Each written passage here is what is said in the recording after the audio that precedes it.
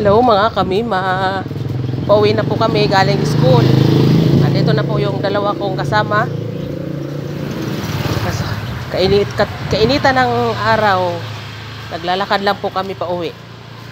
Ayan po silang dalawa ho. Wala tayong pera. Kaya maglakad na lang tayo, ano?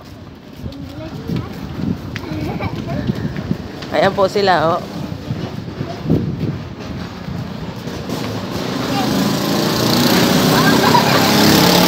Tignan nyo naman po, mga kamima, ang init-init.